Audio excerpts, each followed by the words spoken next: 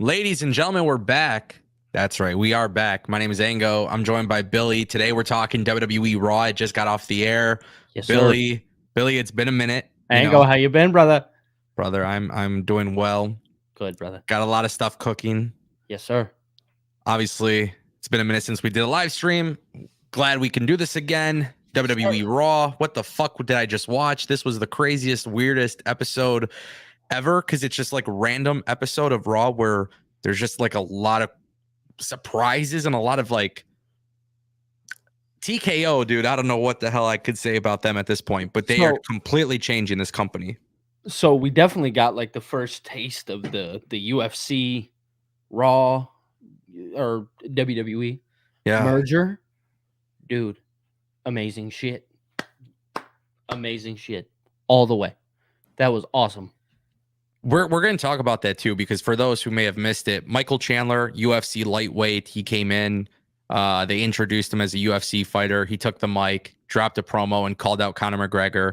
Got a great reaction. It's just so strange to see this on WWE TV. And then obviously, too, the one thing that you got to kind of mention is that, you know, TKO is obviously WWE and UFC.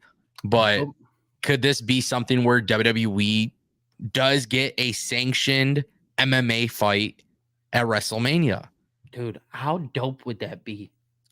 I know that a lot of people would have an issue with that, but I don't really give a shit because I'm a UFC fan. Right, exactly.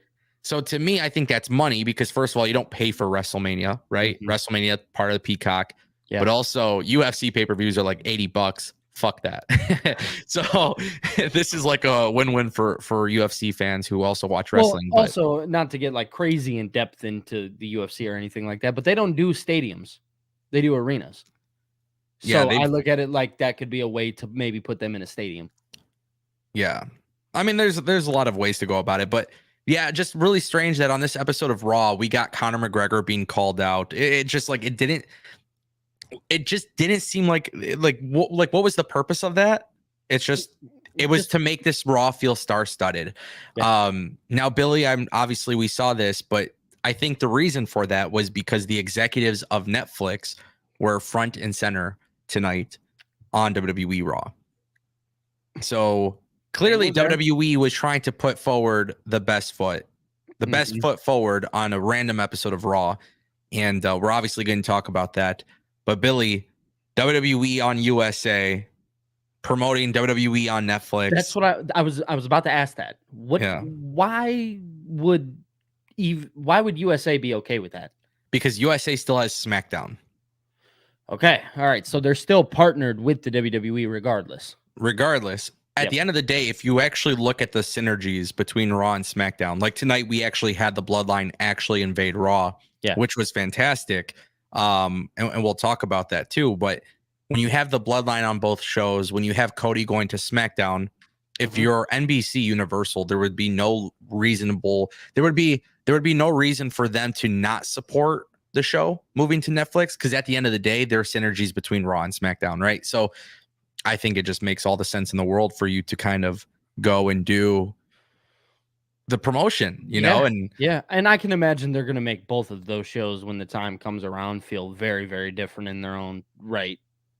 I mean, look how they're doing that right now with Raw and SmackDown, and you know, like the Trons around the arena, it's black with just the logo.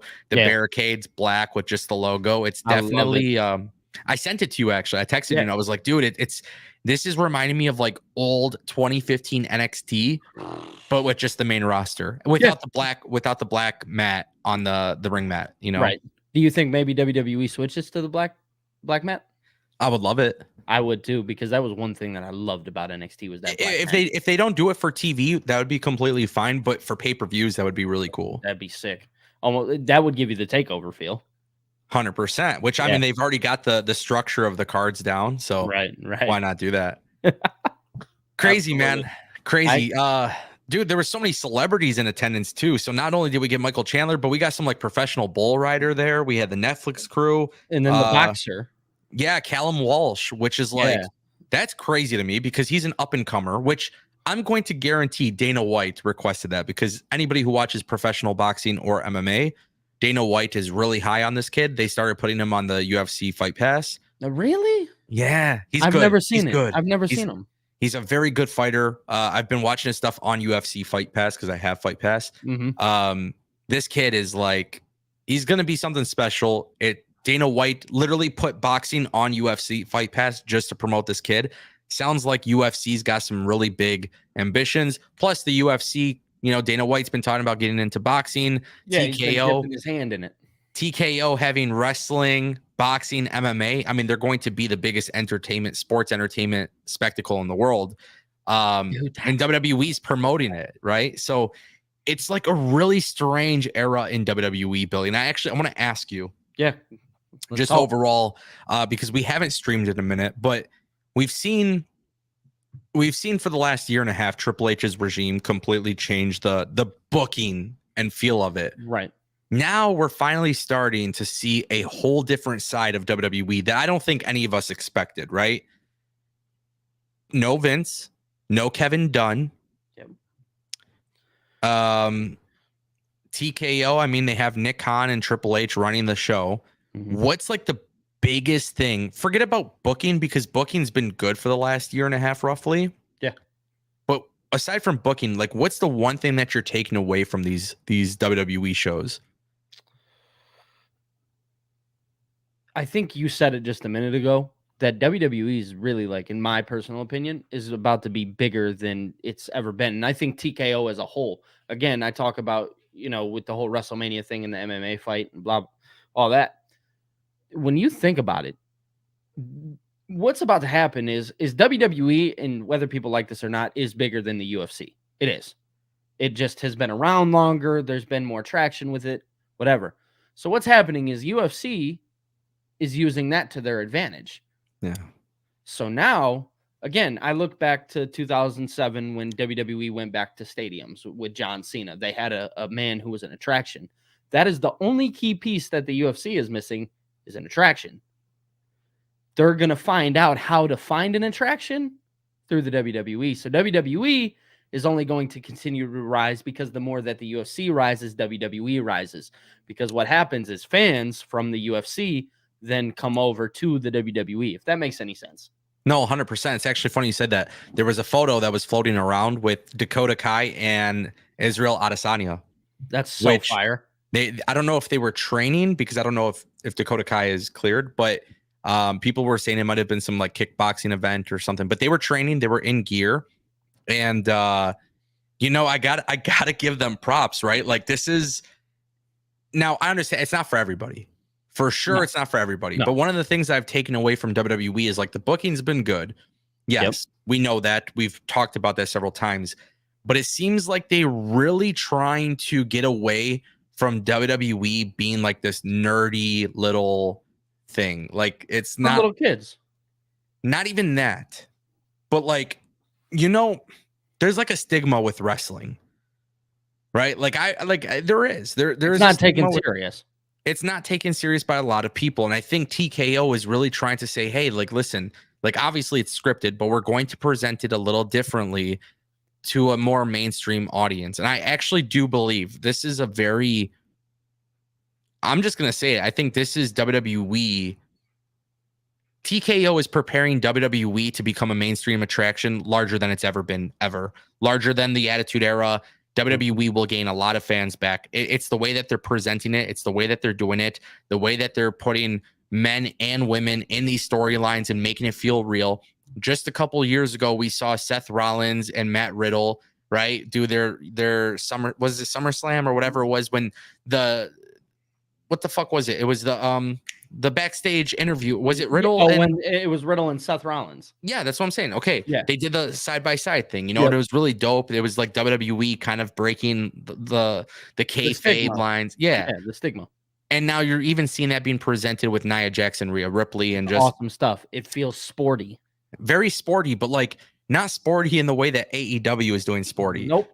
This is like sporty as like, hey, you're watching an episode of Raw, but it's kind of resembling like NBA game night or like NFL. It reminds me of ESPN a little bit. Like if you were to sit on ESPN and you've seen Shannon Sharp and Stephen A. Smith kind of debate with one another. I'm not saying obviously it's a different feel, but just you see it like that, and it's like, man, like this is serious. You know what I mean? It comes off beyond serious now. Yeah. And I think you kind of hit it on the nail there. It's being presented in that light as it's supposed to be. And I will tell you right now, mark my words, I guarantee this, we're going to see a lot of people in the IWC hate what WWE is about to become. Now, I will say this, because regardless whether those people hate it or not, you know, over on my channel right now, there's a lot of people that are not a fan of what's going on in WWE. One thing I'll say is that regardless whether they're not a fan of something that's going on, WWE is making what feels like something for everybody. Yes. Which I feel is the most important thing right now coming out of WWE, is that there is something for everybody. Okay, you want comedy. Sure. You're probably a fan of the R-Truth thing. Yeah. Right? Or if you want tag team wrestling, well, that's on the rise in WWE right now. It's being showcased in that light. Oh, well, you're a fan of the women. They're being showcased in one of the greatest lights I've ever seen them be showcased. You want The Rock, and you're a fan of The Rock. Guess what? You even get them on TV, which, by the way, I do want to talk about that at some point, because there is something that clicked in my head after they aired what happened on SmackDown. I do want to talk about that when we get to it. But one thing I will say is that WWE has something for everybody. It's beautiful, and I love it. And I think the fans are going to love it. Yeah, I think the fans who don't like it, I think the fans who, you know, they're like, oh, I don't want to watch this. I don't want to wait 3 hours for it. Like, that's fine. Obviously, I don't judge like my interest based on what other people like. You know what I'm saying? Yeah. But I feel like WWE also doesn't care about like these very minuscule, like, oh, like the people that are like, oh, it's becoming more sports oriented, or it's more, you know, mainstream or whatever. Like, I think wrestling fans kind of want to gatekeep wrestling. I don't know if that's true or not, but I just kind of get that impression that wrestling fans love gatekeeping. It's actually, I can tell you on a personal level, I've heard a lot of people, you know, they would get really defensive about the way people talk about AEW or TNA or like some of these other companies. But I think at the end of the day, the idea is every company, you know, needs criticism. And I think right now we're looking at a WWE company that I think it's just, they have grown exponentially. And now the way that they're presenting the product is just larger than life. And I think a lot of wrestling fans may like that. And I think there's going to be a lot of wrestling fans who don't like that, and they're going to reject it. But the reality is wrestling is no longer just going to be for a, you know, IWC. I think WWE will truly capture the quote unquote casual fan base. It's going to happen. I mean, we're going to see the biggest boom in wrestling history. Yeah, dude, imagine walking into your local coffee shop and seeing a bunch of WWE t-shirts. Yeah. I think that's what we're going to get here soon. I mean, we see it sometimes already as it is, you know, which is why it's interesting. Because but I do agree with you in the sense of it's about to be bigger than it's ever been. 100%. We're hitting that boom. Yeah. Tonight's Raw is an indication. Like, obviously, like the, you know, Lee Fitting came into WWE. He replaced Kevin Dunn. We've already seen a little bit of changes here and there. We've talked about it. Tonight, it just seems like it's on a whole different level. And the best part about that, honestly, is the fact that, like, when I see that these changes are being made to WWE programming, Billy, yeah, I feel like we've seen nothing yet. No, this dude, is just I'm scratching the surface. That's the fucking weird thing. We have to remember that Triple H has only been in creative power for a year, just about. You know what I mean? Because there was a bunch of stuff of Vince being backstage, so he hasn't had full control, you know, for that long. And now that he has this full reign, and I can imagine TKO is kind of letting him do his thing when it comes to that, you know, with the exception of Nick Khan running things by and whatnot. But I can imagine they trust Triple H enough to know the business and to know what these fans are going to want, because he did it so well in NXT. You know what I'm saying? I think yes, there is some truth to that. Now, obviously, I don't have any like exclusive scoops or something on this, but I'm getting the impression that WWE's creative process right now is truly a collaborative effort. I think Nick Khan may not have like creative input, but you got Dwayne "The Rock" Johnson on the board. You got Nick Khan. You got Ari Emanuel. You got all of these different guys, and Triple H is running the show. And I'm sure Triple H is making the right calls and stuff. But like, I guarantee you, even Dana White is having conversations with them saying, hey, how can we plug the UFC? Just like how we saw Montez Ford and Bianca Belair for CM UFC Punk 298. CM Punk, retired UFC welterweight, also WWE superstar. It's cool, you know? Yeah. I think we're getting to a point where in pro wrestling, I mean, I'm gonna just call it like it is. I think in pro wrestling, WWE is about to hit that boom period, and these people that are all together writing it, I think they're basically looking at it like, hey, the NBA All-Star Weekend just happened. How can we look like the All-Star Weekend on a standard episode of Monday Night Raw? How can we do that for a standard episode of SmackDown? And having these synergies every single week, I'm telling you right now, mark my words, WrestleMania 40, Stephen A. Smith, and all these fucking other celebrities.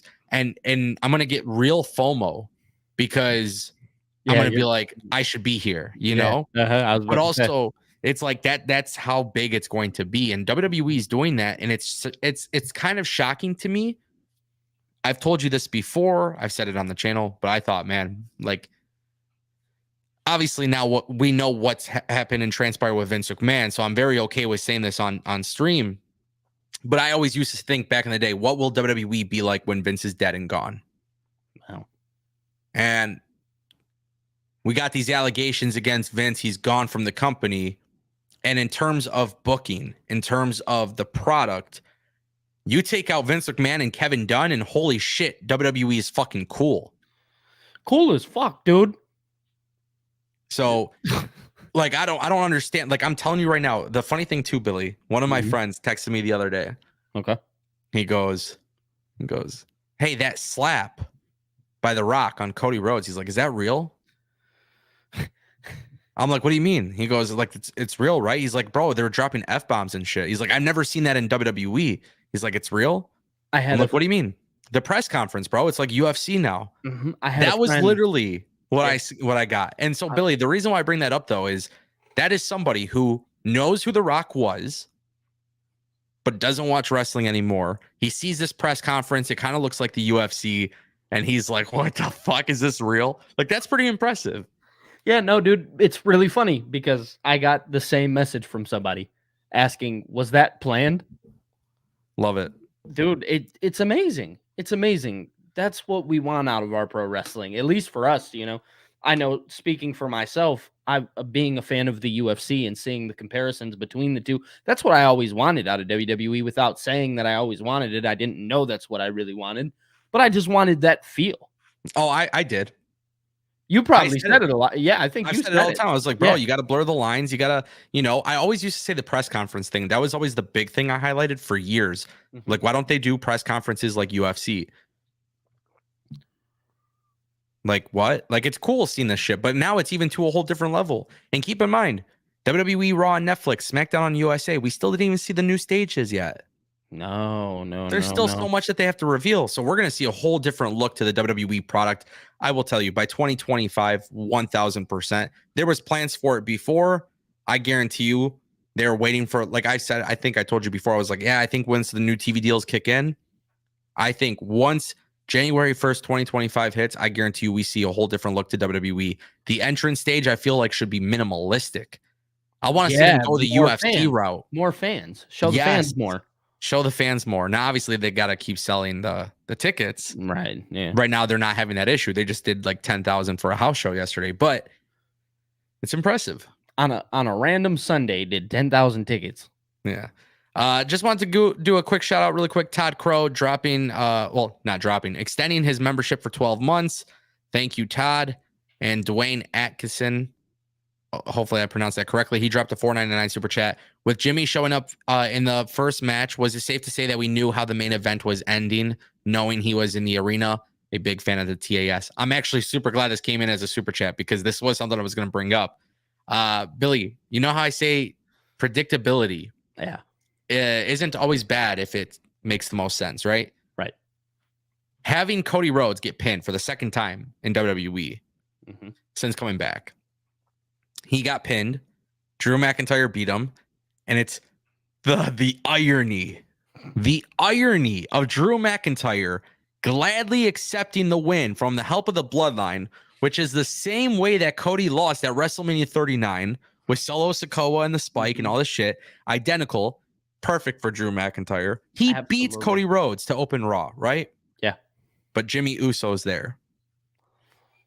We know Jey Uso versus Gunther is in the main event. We know Gunther can't lose the IC title on Raw. No. So what do? They're setting up WrestleMania 40. Give me your thoughts, bro.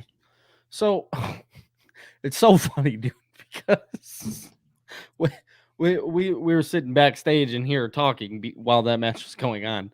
Yeah. So there was so much that happened that I forgot that Jimmy was in the arena.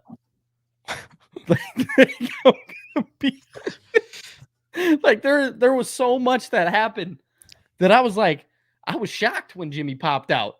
Yeah. I was like, dude, why is Jimmy here? And then it crossed my mind. I was like, oh, well, the beginning of the show, Jimmy definitely attacked Cody Rhodes. So no, I mean, that shit's cool, man. I mean, that match between Jimmy and Jey is bound to happen at WrestleMania. Now, I do wonder, because again, we talk about WrestleMania and all those things. What happens? Is that a night one thing, and then night two you have Roman or do you do Jimmy and Jey on night two? Do you see all these questions that turn in your head? Because there's a lot of them now. Because dude, my mind's running with this Bloodline stuff, but I think what happened tonight was awesome, and it needed to happen too. And the Drew McIntyre shit, he's a hypocrite. He is, and I love it. I want to say one thing about this because you brought up the WrestleMania. Yeah. I'm not going to talk about this now. It's too early. But I will say, I mentioned in the video, I think we're going to get to the point where we have the Bloodline all reunited. Yeah. Jimmy, Jey, Roman, Solo. Maybe Solo. I'm still not sure on Solo. I got to, think about that. But you're just talking OG Bloodline. OG Bloodline before Solo. Okay. And I'm thinking about that, right? And the reason why I'm thinking that, Billy, is because what I've noticed, Cody's going to finish the story of WrestleMania. And now it's almost a proven fact, and I want to talk about that when we get a chance. We're getting there. I know. Predictable isn't always bad, right? But what I actually want to see WWE do, because you brought up night one. Jimmy versus Jey. Jey wins night one. The crowd is going to be. I cannot wait to see the production with the. At WrestleMania. Yeah, I think that's going to be crazy, right? I want them to tell a little bit of a side story of them coming back together, and so. You know who I fucking need to see? Who? Rikishi. Hell yeah! Get that involved. Rikishi, Daddy, Papa. Yep. Pops needs to come and get his boys together. After they wrestle, he's going to make them hug and make up. Yep. And next thing you know, they're going to be back by Roman's side with Roman being a babyface, Rock being the heel. WrestleMania 41, year in the making. Roman Reigns versus The Rock. It's fucking money. And the best part is, at that point, Cody would have finished the story. That's another story. And this is where I want to give props, Billy, because me and you have talked about this. We talked about long-term booking. Yes. And we talk about how, they're in the third inning. They're in this. They're, look at all these layers. And gotten so much deeper. Look at how we reacted to SmackDown when Cody was like, not at WrestleMania. Dude. You motherfucker. You overreacted. Not me, but you did. Nah. Crazy though, how we went from being like, oh, I think they fucking ruined this to now, holy shit, this is really incredible. So listen, the reason why Cody, in my eyes, is now finishing this story, it plays back to last week's SmackDown, right? I'm gonna say it. When I seen they re-aired that promo, right? And obviously we've seen the camera cuts and all this, but there's one thing in the camera cuts too that made this make sense. The Rock looked directly at Roman. He said, Cody, your story's finished. It's going to finish. Yes.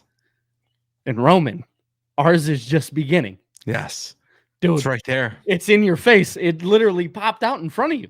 Yeah. And I had to think about it for a minute. I was like, wait, he just told you that Cody's story's finished. You're going to finish your story. And Roman, me and you, we got some work to do. Ours is just beginning. So yes, I think because Jimmy also hinted at it a little bit tonight. Yeah. He said, "You thought you were going to win without me." No. He said, "I'm always going to be the big brother." Think about that for a moment. You just said it. Pops has to come get involved. Yeah. Pops has to. Dude, beautiful, beautiful stuff. There's a lot of great things cooking here, bro. And I think it kind of goes back to Dwayne's super chat, but like I knew Jimmy would get involved. I knew. Once I saw him and Solo were there in the beginning of the show, I'm like, oh, perfect. They got it, right? I don't know. People, I think for anybody who hates predictability, I mean, predictability and logic is crazy. Also, I think it's really difficult to like the people who I see talking about predictability being bad are always the ones who are viewers of like mine or like internet wrestling fans, right? Yeah. And I mean, just let's face it, you hear people fantasy book or talk different scenarios all the time. So it's like people are going to naturally just get stuff right anyways. Just really cool seeing that in the main event. And the best part is for Gunther having that match with Jey Uso, great match. I just love the fact that like Gunther, you ever notice like he now lately his wins are kind of like not 100% clean. Gunther's? Yeah. Yeah, like now he's starting to that part of his reign. Yes. Yeah. And I like that because if you actually watch that over time, it's just like really dope. But nonetheless, Dwayne, thank you for the super chat. We got another one from DJ Noel. With Cody facing Roman at Mania and probably going to a SmackDown, along with Jey Uso. I think a SmackDown talent will win the Chamber and head to Raw. So, Billy, let me ask you. Mm-hmm. We're not doing Elimination Chamber pay-per-view predictions right now. We could do them maybe Thursday. I'm down. But let's just kind of talk about it. Who from SmackDown could win the win the Chamber, and go on to face Seth Rollins at WrestleMania? You got Bobby Lashley, LA Knight, and Randy Orton so far. Oh, and Kevin Owens. How do you? Yeah, that guy. Which guy? LA Knight. I couldn't tell if you're doing the. Yeah. This is. My name is Billy, and this is the Disney Channel. Yeah. Or were you doing the LA? I was doing the L. Yeah. Okay. Yeah. That LA Knight for sure. LA Knight's your guy right now. I mean, we'll see Friday, right? If how they progress with him and Drew. Mm-hmm. But I'm still like, because I see what you're saying here. Obviously, those guys going over to Raw are going over to SmackDown. Excuse me. I still see. I know everybody's talking about like contracts and stuff like that, but I think the most sense is Drew McIntyre. Drew McIntyre at 40. Let him face Drew. Let him finish his story. Yeah, it would be the perfect way to cap off the and greatest. that way you can have Damian Priest involved somehow too, which I still stand. We've done this so many times. I was about to say. Yeah. Well, we'll talk more about it in Elimination Chamber. But guys, if you're not subscribed to us at this point, I mean, literally, like, I feel like we're repeating the same shit every single time now. You know, Drew McIntyre finishes the story Monday night on Raw. Damian Priest cashes in, fails the cash in because Judgment Day are going to have to break up. That's the way they do it. It's beautiful storytelling. And then LA Knight also goes to WrestleMania against Logan Paul, wins the U.S. Championship, eventually gets moved to Raw. I mean, guys, if you're not spoil everybody's WrestleMania. Yeah. I mean, I'm just telling you, we pretty much cracked the code. Like, we figured this. We've been doing this for so long now. Yeah. DJ, thank you for the super chat. Appreciate you. Billy, I wanted to read some breaking news. Okay. Wanted to get your reaction to this. All right. Per WrestleVotes, they dropped a tweet moments ago. Okay. Hearing an interesting story we hope to follow up on with more tomorrow. Source states that there were multiple people within the company under the impression that Jey Uso was in fact winning the IC title tonight on Raw. I'm told that as late as 6 p.m., this was the direction on various show rundowns within the creative and digital departments. Obviously, that did not transpire. Can I be honest with you here? That is huge, by the way. If Jey was supposed to win that is massive, and you question why, right? Why didn't he? But in the same breath throughout all of that, right? This is how you don't leak things. I mean, this is This is how it is. You don't leak things. You keep things close to the, especially something as big as that, right? Because that, number one, is making your title feel beyond important. Yeah. And WWE probably sent that to somebody and was like, hey, put this out. Let me show you how serious we take our title. Our own wrestlers don't even know what's going on. I mean, I've been saying for the longest time that WWE is definitely they're definitely trying to throw people off. Simple as that. Mm-hmm. This is the reality era, baby. Nobody's gonna know a damn thing until it actually happens.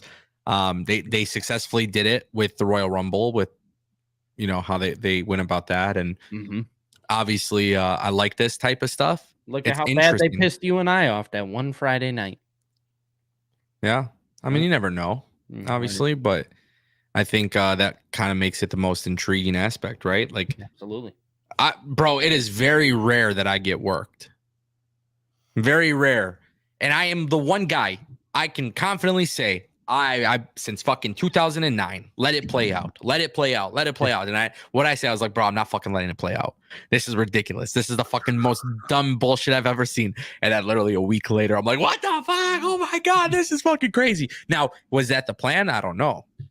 But that's why I bring it up, because it's like, holy shit, you do really got to let things play out in this company. And the best part about it, for the sake of like this report or whatever, is let's say they did have Jey Uso plan to win. Is it a possibility that maybe they do have the plan for Chad Gable, which I talked about this on my channel about a month ago, that Chad Gable was expected a massive singles push post WrestleMania. Is this WWE's way to try to throw people off from making them believe that Gunther wouldn't be dethroned by Chad Gable? I have a feeling they're going back to that. Thinking back to it, I think that's your guy for Gunther. I think Chad Gable is just outstanding, and to see him get that kind of push will be amazing. Yeah. Chad Gable, not seeing him get pushed for a while actually kind of hurt a little bit, because I'm such a Chad Gable fan. The guy just excites me. His wrestling's exhilarating.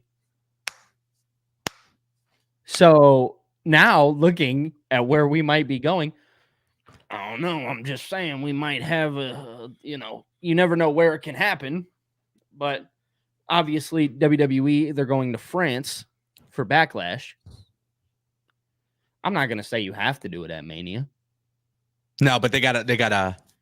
I want the visual of Gunther being at WrestleMania holding the belt. So I don't know how they go about it or what they do. I don't know. I think you have them drop it at Backlash in France. I wouldn't be opposed to that either, or whatever. Yeah. But I will say this. They obviously got some plans there. They're doing a really good job. I thought that report was interesting. Another thing I found interesting, Michael Chandler has posted on Twitter that contract has been signed, and posted a photo with Triple H. Also posted another tweet promoting WrestleMania with a screenshot of him and the WrestleMania sign above him. So clearly WWE has something fucking cooking right now that I genuinely don't know what the hell it's going to be. But as a UFC fan and a guy who used to watch Bellator and watch Michael Chandler jump into the UFC and like do all this stuff, I have a very strong feeling I need to go buy my ticket to WrestleMania. You think you're going to go? I think what I've been seeing for the last, it's tough because it's a business decision, right? Yeah, I know. I'm going to need a good ass Wi-Fi at the hotel, but I think this is enough for me to say, just fucking get the tickets. Really? You think you're going to do it? I think I'm going to. I think this is the year to go. I don't know. I don't know. I don't know, but they're like, bro, come on. Like my two favorite things in this world, wrestling and UFC. Yeah.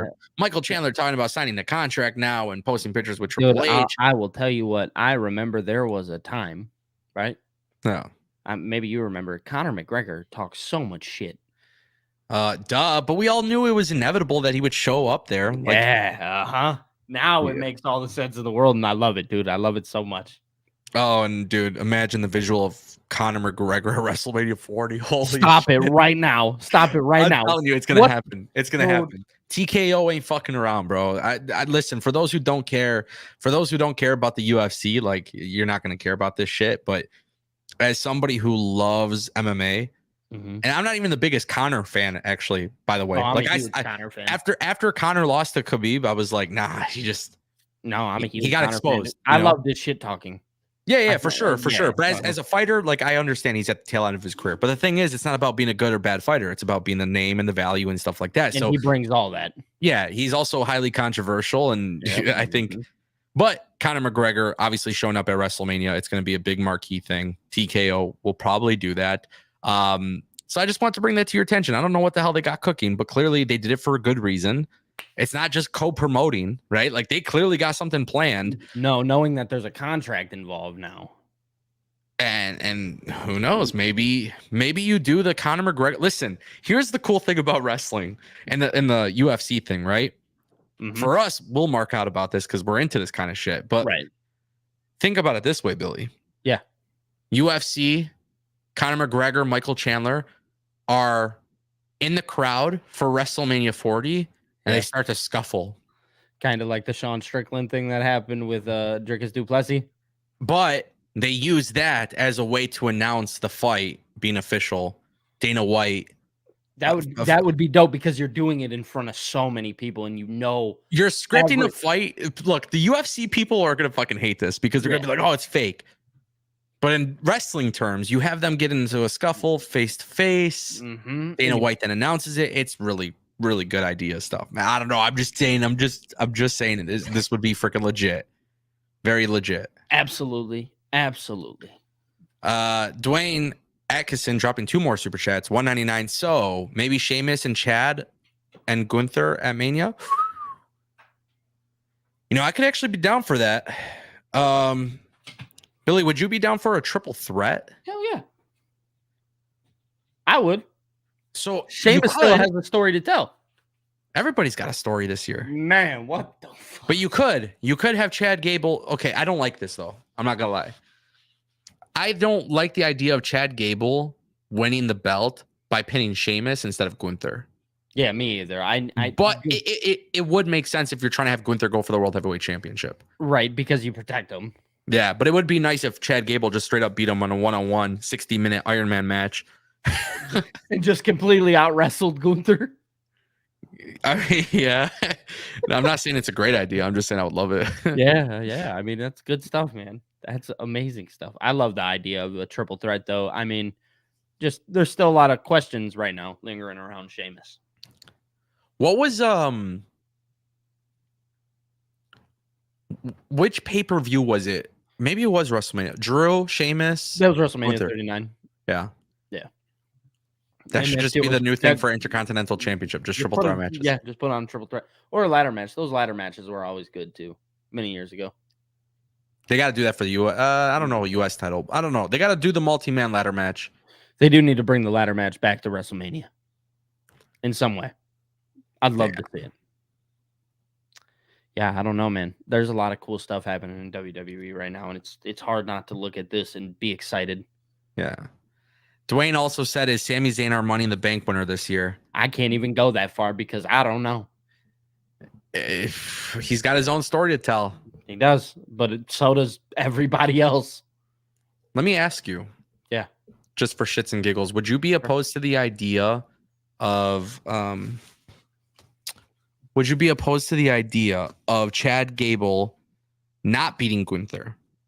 Sami Zayn beats Gunther at WrestleMania. And then you set up a program for Sami Zayn and Chad Gable. So let me tell you this, right? There's a lot of people who are going to argue about Sami Zayn winning the Intercontinental Championship because they know, like, oh, he's won that already.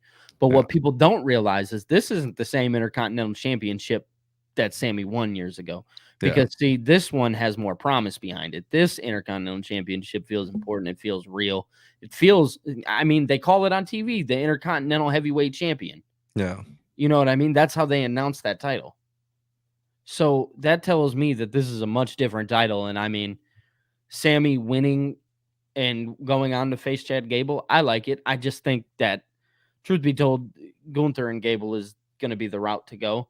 That's been my pick for a long time, and that's the route I would go to. Although we talked about it on stream. I think Ludwig Kaiser is going to be another guy eventually down the road, but I also understand that tag team is going to be huge through this tag team boom.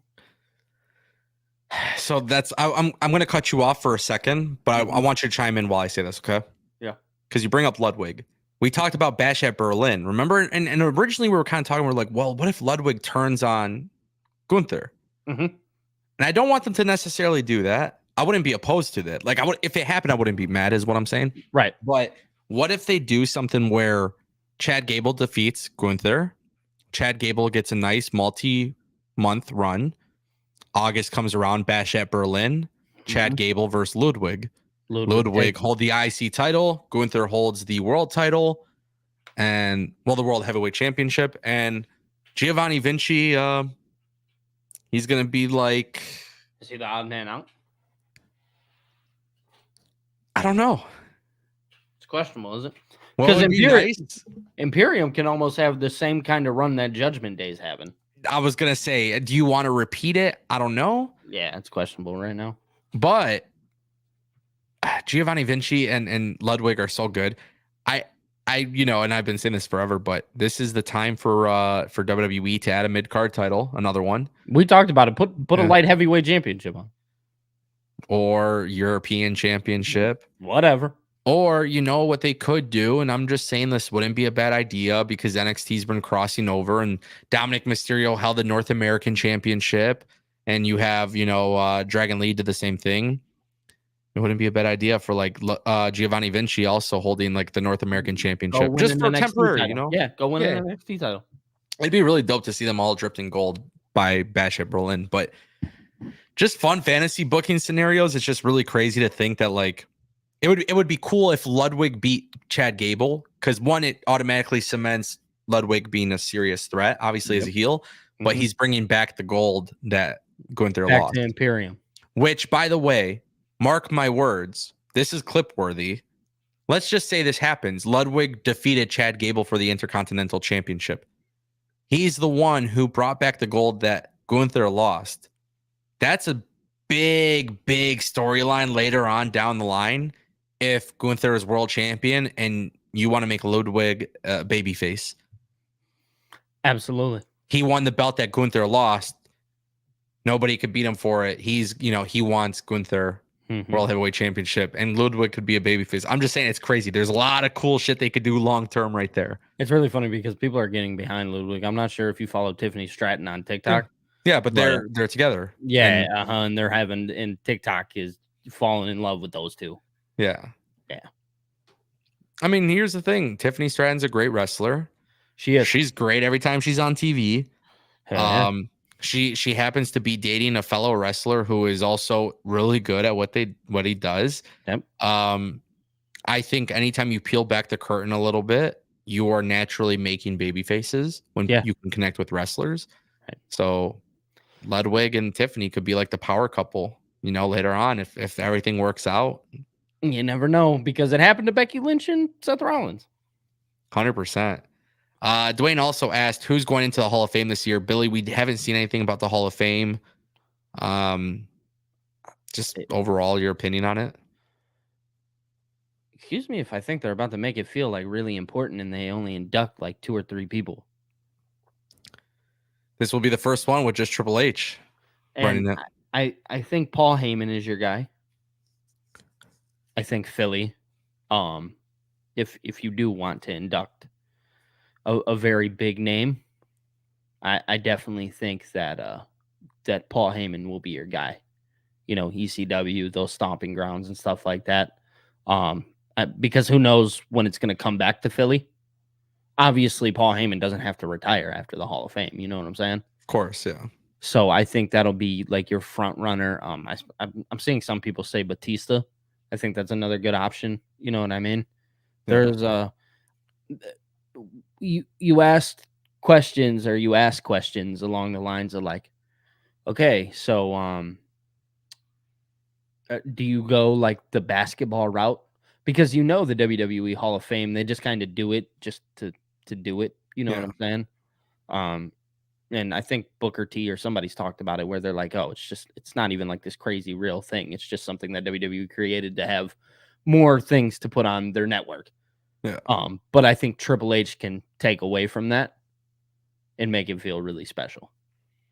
I think Triple H wants to change the way the Hall of Fame is perceived. Unfortunately for for WWE, I think the Hall of Fame is a little bit of a joke because there's a lot of people that are Hall of Fame worthy that are not in the Hall of Fame, and we all know the reason why that is.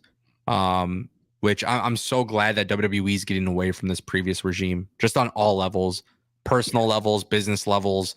There's just any person, especially when you look at the allegations, like any person who's involved in that stuff, just get them out. Get them out. Like, don't any person involved, because here's the thing: this company, it's new ownership. You have some new people there, and you have a really good product, right? Yeah. You're trying to change the perception of not only your company, but the talent in your company and the industry as well. Let's just call it what it is. Like, there's some old habits that were detrimental to the product. And absolutely. And when you look at, like, for example, and I hate, like, it's not something I talk about often, because with allegations, that's exactly what they are. They're just allegations. But when I look at the stuff with Vince, these conversations have to be handled maturely, but at the same time too, like, it's not finished yet, right? So there's still stuff being investigated.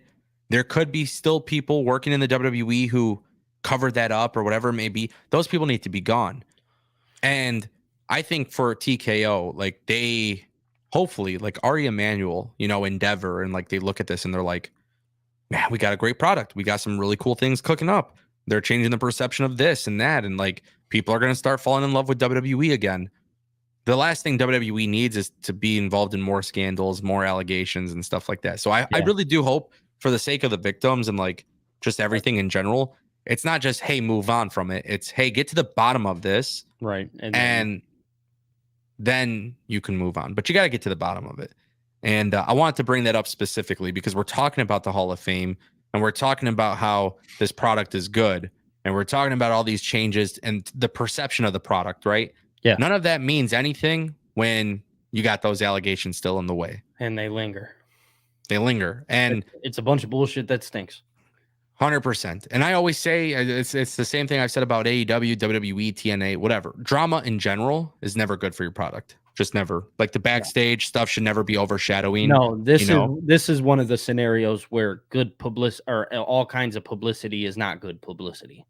But forget about the publicity aspect of it. Think about it from like just the fact that like the culture was like that, Yeah. Fucked up.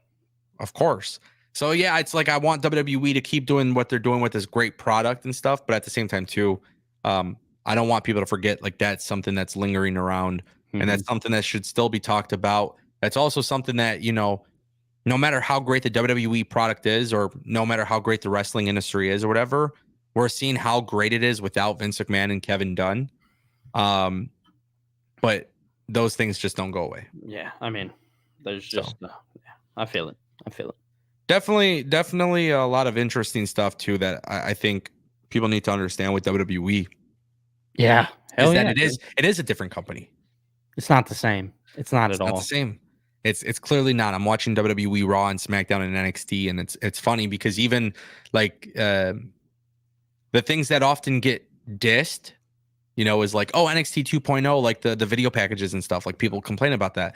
But then it's like, you watch the main roster and you see them doing it, and it's like working out so well in their favor, which does remind me, I do want to talk about this. Andrade El Idolo. Yes. Which it's phenomenal that they have the El Idolo part of it. So they're bringing that in. He gets a video package tonight, right? And we're looking at WWE, and like, it's just different. It's like, dude. Not the Andrade is going to be packaged great. That's another guy that you're going to have to put into a title picture eventually down the line, right? That's another one of those guys. I feel like he's going to play a prominent role on Monday Night Raw going forward. I hope. I mean, the way he's being packaged, I can only guess he's going to. I like the idea of him, like the Intercontinental Championship has gotten to the like prestige level of where, like, if you hold the IC title in 2024, like it's close to holding the World Championship. Like, Gunther did that. Yeah.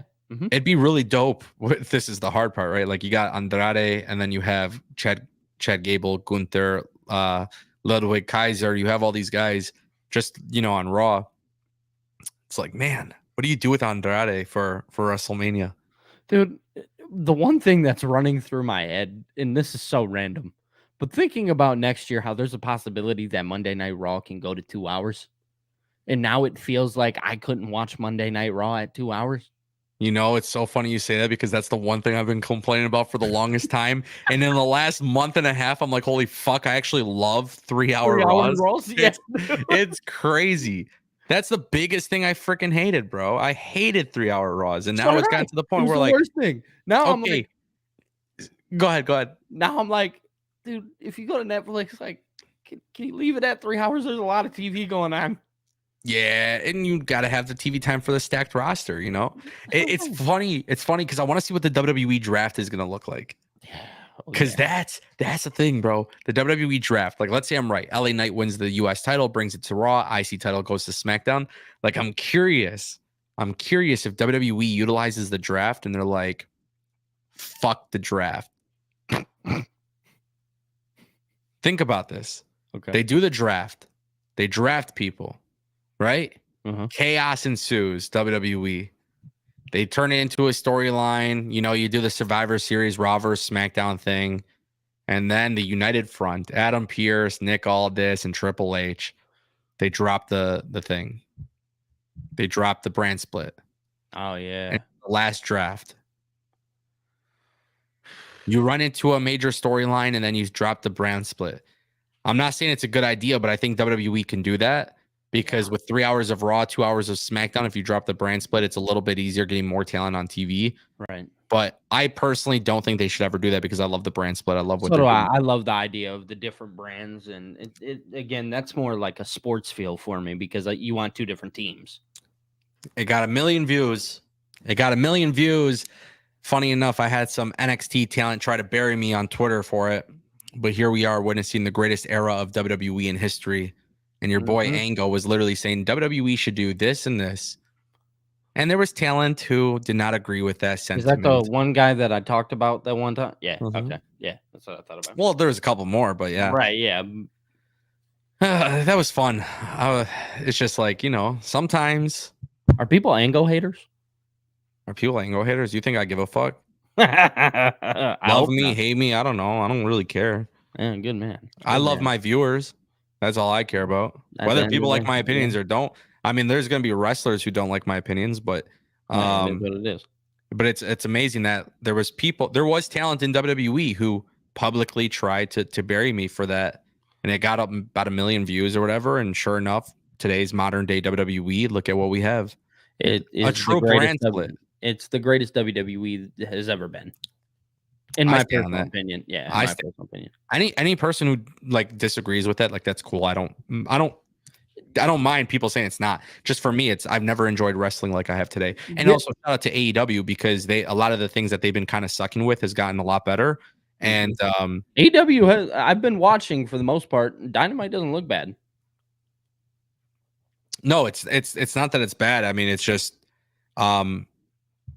it's what I tell people all the time. You just need to accept the fact that AEW is not on WWE's level. Yeah, they'll never be on their level. Okay. You need to live with that. Watch it for AEW, not because AEW and WWE, blah, blah, blah. Because, Billy, here's the thing. A lot of people will do this. Wrestling fans on Twitter do it all the time. I love seeing it because I laugh at it. I laugh at it genuinely, thinking there's human beings out here that have to defend AEW and say, oh, well, WWE did this, so why is it okay that WWE did this and AEW did this? Like, bro, I promise you, in this world that we live, life is too short to worry about the dumbest fucking shit regarding two wrestling companies.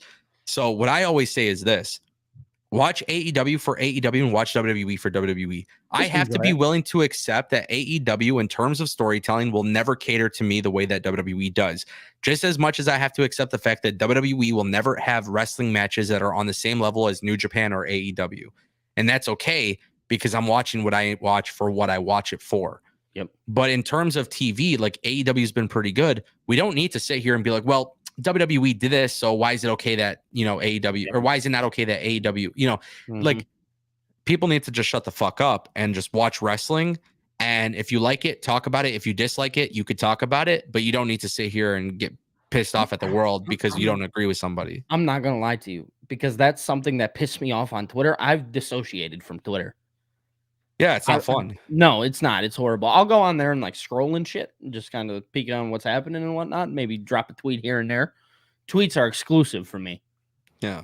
I drop exclusives because I am not on Twitter at all. They're not exclusive at all. But I canceled my Twitter premium. Did you? Dude, yeah. Twitter ruined for me. Well, here's the thing. Twitter sucked before Elon Musk. Twitter still sucks after Elon Musk. Social media is, in my opinion, a joke. It's always been a joke, but yeah. The great thing is, I have a Discord server where I have a lot of people that they like wrestling and they talk about like-minded. Wrestling. Yeah, and even if you're not like-minded, it just produces good conversation and agree to disagree. People aren't dickheads, and if somebody says, "Oh, I don't like this," nobody's like, "Well," like they don't complain and argue about it.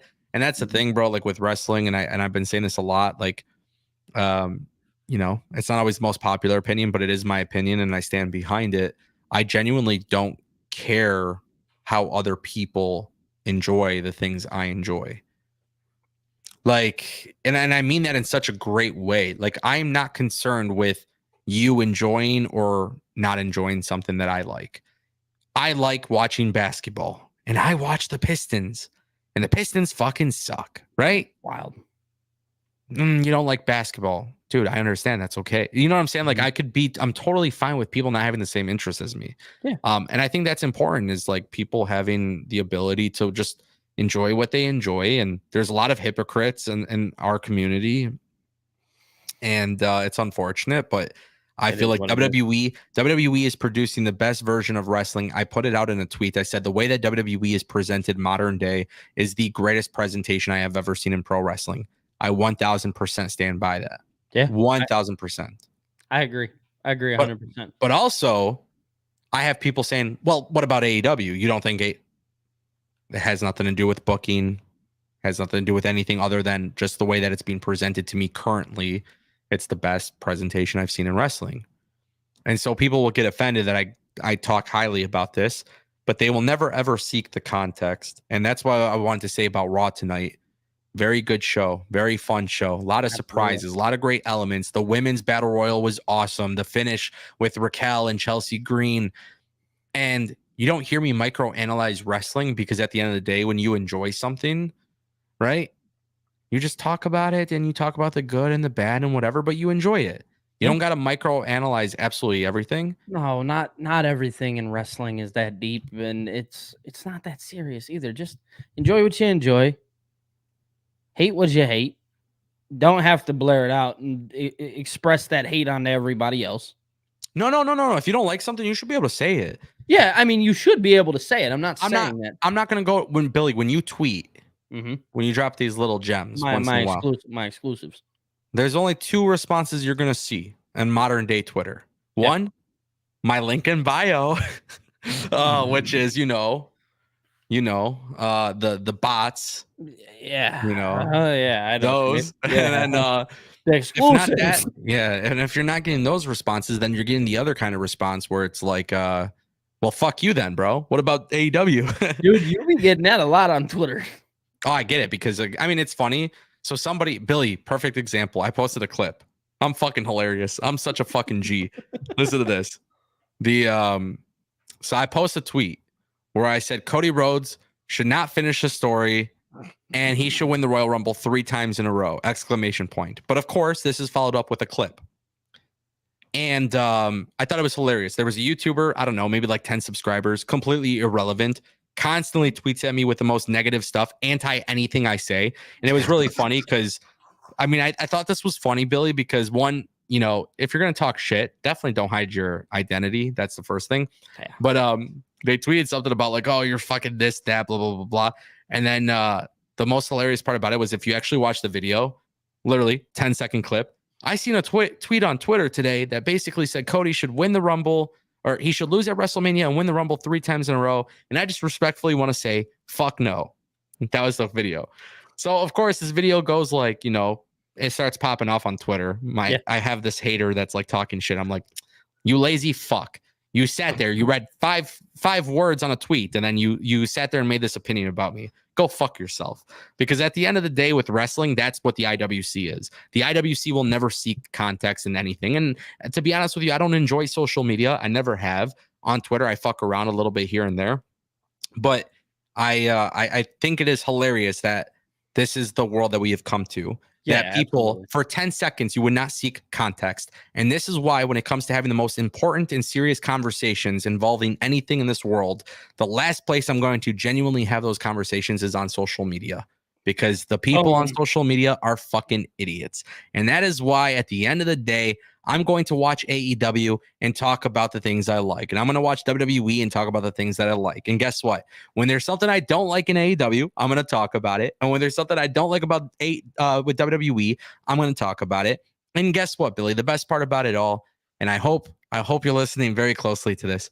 If you don't care about what I like and dislike, that's completely fine. Yep. But if you have a problem with what I dislike or what I like, then I think you also need to go fuck yourself. Dude, it's easy. It's that simple.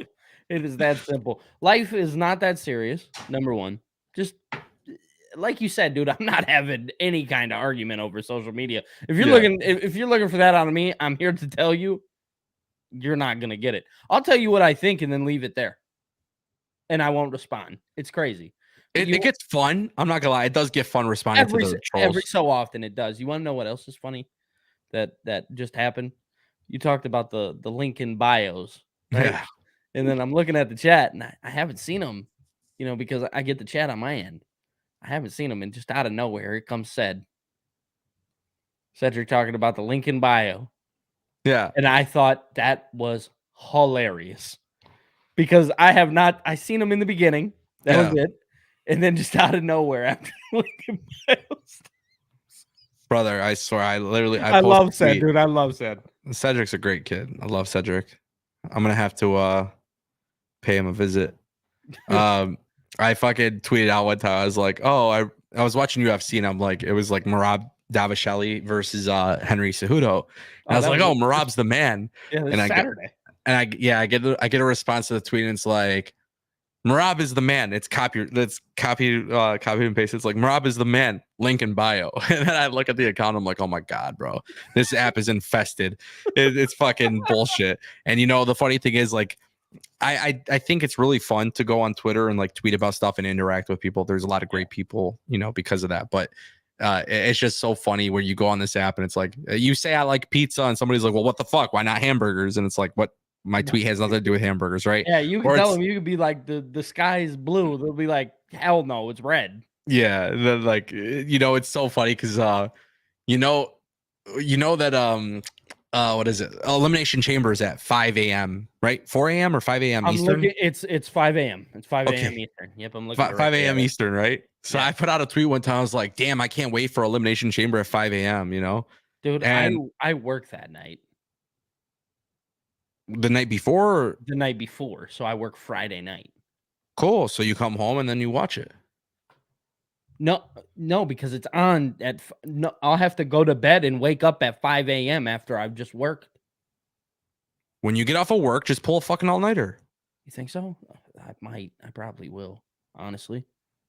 I'm just saying that's what I would do. I probably will, to be honest.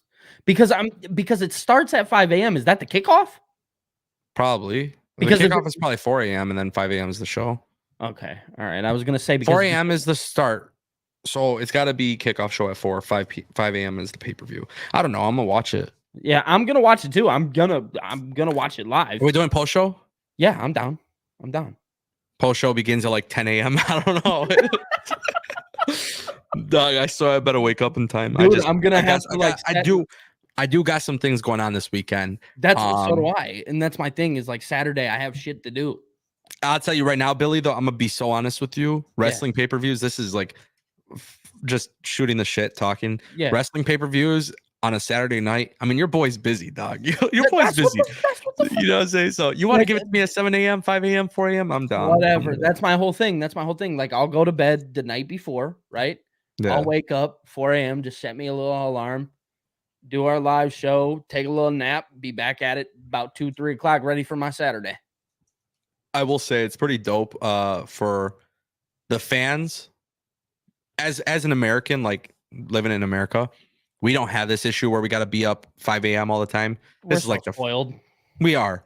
Shout out to every fan in the UK or in like Japan or in these other countries, man, because the international audience, I don't know how the fuck you do it. I did funny story. Wrestle Kingdom last year when Mercedes debuted. Yeah. Mm-hmm. I remember it's kind of like a normal thing. You know, my sleep schedule will change January 1st because I'll review New Japan. Yep. So obviously I knew Mercedes was going to be there. I'm like, okay, I'm going to stay up. I'm just going to stay up all night and watch it. I wake up at like 4 o'clock a.m. I'm like, man, it's like a really good time period for me to just take a shower, get my day going, whatever. So last year, January, whatever it was, 4th, 5th, or whenever Wrestle Kingdom was, I wake up early, 3 o'clock, go to the gym, work out, come back home, take a shower, and I still got a little bit of time before the pay-per-view starts. And keep in mind, the pay-per-view is like forever long.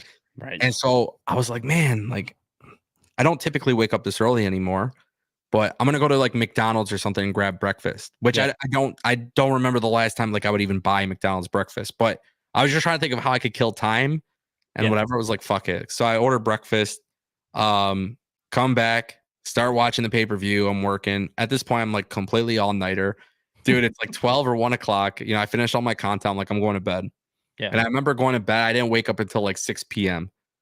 So I didn't even get that much sleep at all. But I woke up at like 6 p.m. Yeah, that's no sleep at all. The worst sleep schedule I've ever had. Yeah, that is horrible. And then, you know, I was like, next year, I'm not going to do that. So really setting yourself up. So this past year, because of New Year's Eve and all that stuff, my sleep schedule was already freaking weird anyways. Right. But you watched it.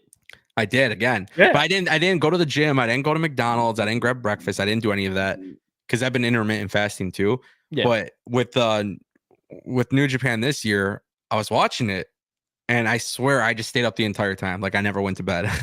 So I understand for a lot of people how shitty it is to have to wake up or be up that early to watch a wrestling show. But for me, if WWE pay-per-views were at 5 a.m., I would do it all the time. Yeah, I mean, 5 a.m. is so crucial because it's like, I'm a morning person as it is. I'm not going to sit here and lie to you. Like, I am 100% a morning person, and I appreciate the morning. So, like, watching the sunrise and shit like that, I love that shit. Yeah. You know what I mean? So, it's going to be kind of cool turning on the pay-per-view and watching the sunrise with it. And just being lit at 5 o'clock in the morning. Dude, it's going to be so funny waking up at 5 a.m. Like I said, I got stuff to do Friday night, too, it's so difficult, man. WWE's like really screwing with me here. But they're playing with my emotions right now because okay, fair to say I work till like 9, I think, on Friday, which isn't bad. Yeah. But then you think SmackDown after, I'm probably gonna have to do something for that at some point because of the day that it is. Yeah, going to bed 11, 12, getting 5 hours of sleep. Yeah, I mean WWE is asking for a lot here. Yeah, but we're too damn spoiled, so. We are, and I like I said, I'm totally not against it. I just thought it was funny because I'm like, dude, this whole pay-per-view is there's just a lot of stuff that could be done, bro. A lot of stuff that could be done in the morning, and instead, what I'm gonna do is I'm gonna wake up, take a shower, turn on the TV. Kind of want to do a watch along. Dude, do you want to? You want to do one, dude? Do you want to do one? I'm down. I'm down to do a watch along. I'm not going to announce anything or say anything ahead of time. I'll put a poll up, see on my channel if they want to see it. I'll put a poll up as well. Okay. We could both do that. Yeah. Cool. 2 super chats. Justin, thank you for being patient, brother. $2. Will WWE sign any more AEW stars this year? Billy, I have a lot to say about this. Okay. All right. But I want you to go first. Hit me. I mean, there's only one person that I want to see WWE sign from AEW. I'm not going to lie. There's only one other person that I want to see them sign right now. And it's not who you think it is. I'm not thinking it's anybody, so you should just tell me who it is. It's Ricky Starks. Yeah, I was definitely thinking Ricky Starks. Okay, yeah. That's the only guy I want to see WWE sign. There's more. I mean, there may be, but for me personally, there's only one guy that I really care about seeing them sign, and it's him. Yeah. And I don't know when his contract is up or anything along those lines. Yeah, I don't know. I don't know about Ricky, but Ricky's definitely one. Damn. Everybody was saying Ricky Starks for a moment. Yeah, Wardlow as well. Yeah, Wardlow's another good one because they got him. Malachi Black, Buddy Murphy. Yeah, I mean, no, 100%. I want WWE to build the faction out, House of Black, but like their own version with Malachi and Buddy Murphy. They could put somebody else. I do want Miro back in WWE. I'm not gonna lie. Pretty much everybody that was in WWE that went to AEW, I want back in WWE. Yeah, I want Swerve. That's crazy. I don't want Swerve in WWE. I don't. I want Swerve to be world champion. Yep, me too. He's got to be world champion like ASAP. I would also go as far as saying there's a couple people in WWE I also want to go to AEW. Right, exactly. People don't realize there are some people in WWE I would like to see go there, which I think it's always good to switch things up, right? So yeah, really change up a little bit. I'm a very, very, very, very big fan of Becky Lynch, and I don't think she'll ever leave WWE. But how cool would it be? But I think it would be an absolute game changer for AEW to have Becky and Banks, you know? Mm-hmm. You know, we're just going off of fantasy booking and like fantasy scenarios, but obviously I think WWE would do, they've already done so much with Becky. She'll probably stay, obviously, but I would never mind seeing her go. And then I also think like, you know, Sheamus is another one who I would love to see in AEW. Yep. But I love Sheamus in WWE too, you know what I'm saying? But I've always kind of said like, oh, it'd be cool to see Sheamus inside of AEW New Japan. Like I would love to see him go. Awesome. Yeah. I see Cedric also mentioning Finn Balor and AJ Styles. That's an absolute no for me. No, leave those guys where they are. They're chilling. But there's a lot of cool stuff that they can do. Yeah, I'm seeing like Britt Baker, Thunder Rosa. I don't like either of those.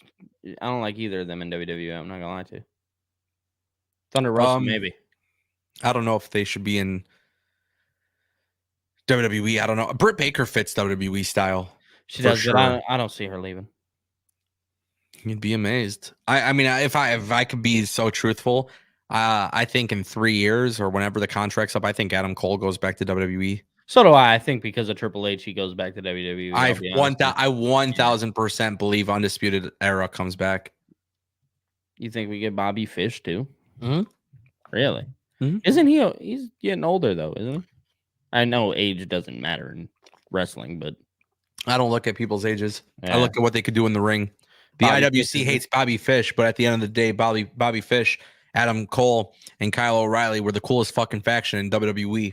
Can I ask you a question? I seen it kind of floating around on the internet. Yeah. There was something I seen about possibly having Dustin Rhodes at WrestleMania for Cody. This was asked the other day when I did my vertical stream. Yeah, I was about to say, is there any truth to that? I don't know if there's any truth to it. I would love to see it happen just because of its great storytelling. Yeah. I think Tony Khan is a cool enough guy to make that happen. So do I. I think from a business perspective, that's dumb, right? Because that's your competition. But at the end of the day, that's family too. Well, I think Goldust needs to be in the Hall of Fame, you know? Yeah. So I don't know. I don't know if there's any truth to it. I think it's being talked about. I hear people talking about it, obviously, on the internet. Yeah, because I've seen them talking about having Stings using some of the WCW content. Yeah, so WWE like helping them out in that regard. Right. Yeah. So, you know, it's funny because there's a lot of people who think there's like an actual war between these two companies. Tony Khan paints the picture that there is one. Yeah, I don't think it's as deep as we really think it is. I could see WWE handing over footage. So can I, especially for Sting. Knowing Triple H and the love that he has for Sting, I see it. It's not even about that, bro. It's like, look at Endeavor. Like, Endeavor has WWE, which in the past WWE has done this anyways. But for Endeavor, it's like, hey, you're not the only company. There's other companies that have footage that could be beneficial to you. Look at TNA. TNA for years started giving WWE AJ Styles footage and Samoa Joe footage. They got to use it on TV. And it's, you know, WWE helps them out too a little bit. So I think for AEW, it would actually be cool if Dustin Rhodes got involved in the storyline and came right back to AEW. Hey, why not? You know what I'm saying? You know, You got to be realistic, man. This war that people think there is, I mean, they're competition. That's it. Right. WWE. So here's the thing: there's benefits to working with your competition. There is. What's the saying? Keep your enemies closer. Yeah. Keep your friends closer, your enemies closer. Yeah. Yeah. And at the end of the day, for like WWE, think about this, right? Dustin Rhodes gets involved in the storyline. Just so you know, Dustin Rhodes is not bringing in more viewers. No. He's not bringing in more business for WWE. It's just to tell the story. He's got his brother. It's the bloodline versus the bloodline type of thing. You see what I'm saying? Like that's all it really is. I love the fact that Cody's building like the Avengers. It's Seth, Sammy, himself. I mean, it's hilarious. It actually is. It's hilarious. It's really dope. Yeah. DJ dropped another super chat. He says, "Ango, your show is better than Russo and Meltzer's podcast." Damn. Thanks, bud. I appreciate that. You know, dang. I don't like to tear down other people to build myself up. So you guys definitely don't have to do that. I will tell you guys, I don't watch Russo's podcast. I don't know if it's worth watching or not. I'm just busy, to be honest with you guys. Yeah. But I think, you know, I've made my thoughts on Meltzer pretty clear. I think Meltzer obviously has great history in our industry. I feel like as of late, though, there's a lot of confusion with Meltzer in the way that he's talking about things. And there's just a lot of lingering stuff behind him. Yeah, I don't know about Meltzer these days. Russo, as far as Russo goes, I don't know. If you like my show more than Russo's, that's awesome. Thank you. I appreciate it. I don't watch it, so I don't know what he's really up to these days. Is it bad that I don't pay attention to like any of them? Yeah, I mean, to be honest, I'm focused on myself. Yeah, I was about to say same. Yeah. I think the problem in the wrestling industry, dude, is like everybody wants to have like this, oh, we're the best talk show and we're the best this, and like they forget how to be human with it all. And it's like, oh, let me put on a facade and let me put up you know, like this gimmick or something for the internet. And let's forget real conversation. Yeah. Yeah, I'll be honest with you. I tap into your content, I tap into mine, and that's about it. Yeah.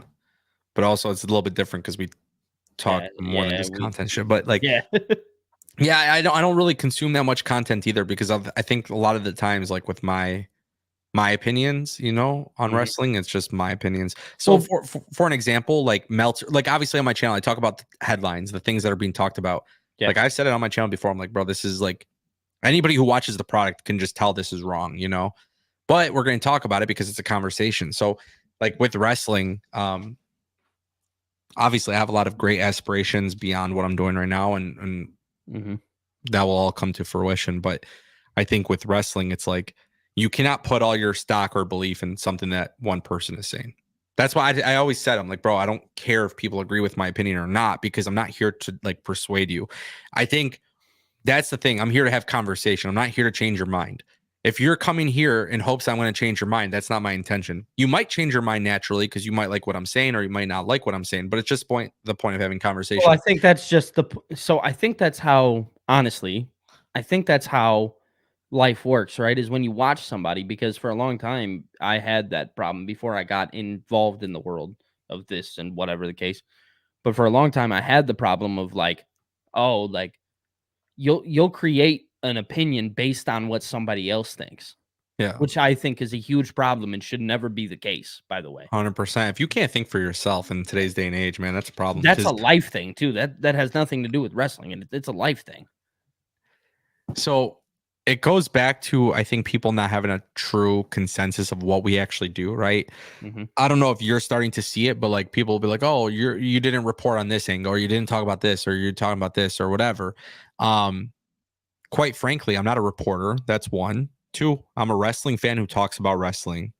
Never said my opinion's better than one's or anything. It's just my opinion. You like it? You don't? I don't know. I'm not hurting anybody. I don't talk about people on a personal level. I'm never disrespectful towards individuals. I talk about wrestling the way I think it should be booked, or the decisions I think should be made. That's what I tell people all the time on my channel. That's exactly what it is. I am an opinion-based YouTube channel. I give my opinion. You don't like it? That's fine. You don't have to.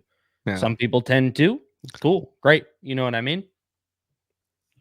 It's crazy that people like get upset about it, but it is. At the end of the day, I'm not a reporter. I think you guys should be more concerned about the people who are reporting disingenuously, because I think that's a problem. I'm going to talk about the topics that are headlines, like any other person who talks about sports or whatever it may be. I think, when somebody says that they love my show more than Meltzer's and Russo's, I appreciate it. It's great. I'm still in a no hate to Meltzer and Russo. I'm just on a different level in terms of what I do versus what they do. There's nothing wrong with that. They're obviously, like Vince Russo, obviously he had a career in pro wrestling. He has his history. I'm sure I would have a great conversation with Russo if I were to talk to him about wrestling. Mm-hmm. I probably wouldn't agree with Russo, just like I probably wouldn't agree with Dave Meltzer. Mm-hmm. I think people need to stop taking everything that content creators are saying or their opinions and putting it as like gospel, because I think a lot of people buy too much into Dave Meltzer's ratings. And I think that's a problem for me in this industry. Like, I look at that and I'm like, what is wrong with you? Because you care so much about what Dave Meltzer thinks about your match. The fuck?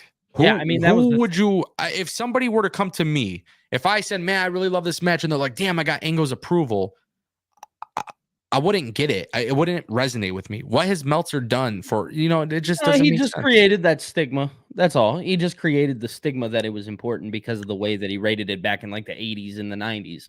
Oh, Dave gave this match 4.5, but he gave this match 4.4. I mean, he's biased towards AEW. No, he's just saying his opinion, and you guys fucking put too much value into his opinion on a wrestling match.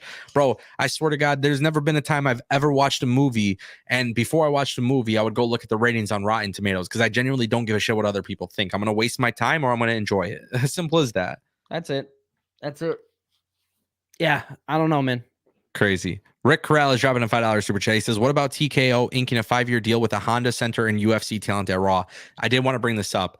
UFC and WWE for the next 5 years will have like back-to-back events at the Honda Center. Yeah, so it's like really dope. It's package deal. I actually reported this about once the TKO deal was announced, that there was going to be synergies with like ticket packages and stuff like that. Yeah, you're gonna get it all. More bang for your buck. Great way to cross promote the two. I love it. I love the whole UFC WWE synergy thing because I'm a fan of both. Yeah, I'm here to tell people get the fuck over it. If you are not a fan of it, be prepared, because this is what you're going to get from now on. Yeah. That cross promotion, it is here to stay. It's good, man. It's good. It's good. I think fans will enjoy it. The fans who don't enjoy it, I think, thank God there's more options for you. But there's going to be a lot of people who say they don't enjoy it, and the reality is that they actually do enjoy it. They just got to be upset about something, because that's gotta go to the internet. Brother, I'm so upset. I got to tell you about it. Yeah, you need to hear the big news. No, brother. I hate the UFC and WWE. I mean, the UFC is real. WWE is fake. I hate it. Let me tell you how much I hate it, brother. How much? Brother, tell me. Brother, you're happy?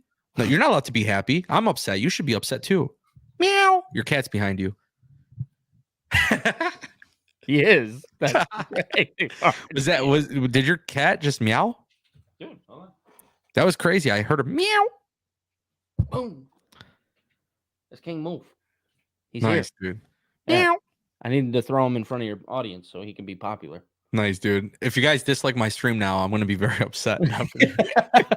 Yeah, dude. I should have just boosted the likes all the way up. Yeah. Rick, thank you for the super chat, brother. Love it, though. I do love the UFC crossover. To me, it's amazing. Billy, let me ask you. Yeah. We're gonna end the show in 5 minutes. So okay. All right. Let's do it. A couple things. Women's booking's obviously been better. Yep. The mid card is stacked. Yep. WWE's got multiple stories. People are finishing their stories. People are starting their own stories. This is the most layers we've seen to WWE programming across the board. Everything is just being worked on. Not everything is perfect, but there's just a lot of focus on a lot of different things. What's like the one thing? What's like the one thing aside from Cedric saying that he's about to leave and dislike the stream? I peeped that. Yeah. All because you showed your cat. That's crazy. I was about to say something else, but then I just realized I'm like, man, I probably shouldn't have said that. So I'm glad I didn't. Oh God, I love this. I go off the cuff sometimes. Right. What is one thing though that you feel like WWE, just based on what you're watching, like what's like the one thing you wanted to see changed? Like a lot of things are going good. We've talked about what's going good, but is there something that you're watching, Raw, SmackDown, NXT? Is there like one thing that just kind of like, hey, I want to see this become something different? I mean, nothing storyline wise, I'll tell you that, because storyline wise, I feel like they're hitting the head, with everything that they're doing. But I think, nevertheless, I mean, it's all just, minimalistic sets. You talked about it earlier, the black mat, like just you want to see that kind of stuff change. You know what I'm saying? But other than that, I mean, no, I don't. The storylines are so damn good right now, and like, if you were to ask me that one Friday night, I'd have been like, hell yeah, get The Rock the fuck out of here. But even wait, what? You don't want The Rock? Oh, now I do. Oh, no, it was that one night where I was just like, man, that was such a fun episode. That's gonna be the episode that we look back on like 10 years from now and be like, bro, you remember that shit? That was fire. Dude. That's what I'm saying, because we just both came on here pissed off. That was so cool. I swear, bro. Especially, I think it's cool because me and you typically aren't the people that are like overreactionary, and we were just like, fuck this shit. Bro, because I watched that and I was fucking livid, dude. I was gonna tell you, actually think about this too. All right. The Rock comes back. Let's just say it all went down to the plan, right? Can you imagine? And I'm not saying this is, I don't know if this would actually happen, but like imagine like Triple H and Shawn Michaels and all them were like watching our live stream and they're like, these fucking idiots. Yeah, dude. I think about that. Because props to them, bro. You worked me. Good shit. And I never get worked. That was my thing, is you worked the shit out of me. And because now, dude, it was crazy because it went that one Friday, and then, dude, that week just felt so long to get to Thursday. Yeah. And getting to Thursday, I was like, oh man, there's something behind it now. Thank the Lord. This all makes sense. Love it. I did want to respond to my own question because Anthony Outerwald actually responded with my answer. It wouldn't be the Ango show live with Billy if I didn't talk about the tag titles being split up. So love what they're doing. Your favorite conversation. I love it because it's like I've been talking about this for a very, very, very long time. I'm waiting for it to happen. Still waiting. Tag team divisions being cooked up on Raw and SmackDown. I absolutely love it. But that was my answer. Tag titles being split up. It's just got to happen. Yeah, it does. I agree. Add a mid-card title. The mid-card title would be... It's not a need, but it would be nice to have. I don't know. Bring back the European Championship, or like when NXT Europe comes around, have Finn Balor win the NXT European Championship and then have him wear it on Raw and SmackDown and shit. Yeah. I don't know, bro. We're watching fucking amazing wrestling right now. It's like it's amazing. Fucking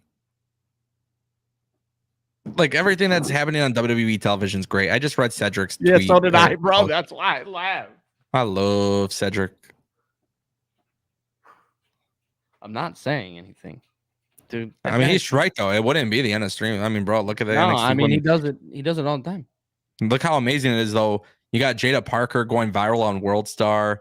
You got everybody. Nah, bro, it's fire. This is great. NXT, dude, it's amazing. Shawn Michaels' recruiting efforts is impeccable. Literally, I don't know who, how, why, what, but brother, I'm a proud NXT 2.0 fan, proud NXT Black and Gold fan, and whatever era of NXT this is, orange and white and gold. I'm a hell of a fan, bro, because they are kicking ass. Their women's division's been great. Tomorrow's gonna be fire because Stand and Deliver is gonna be fire.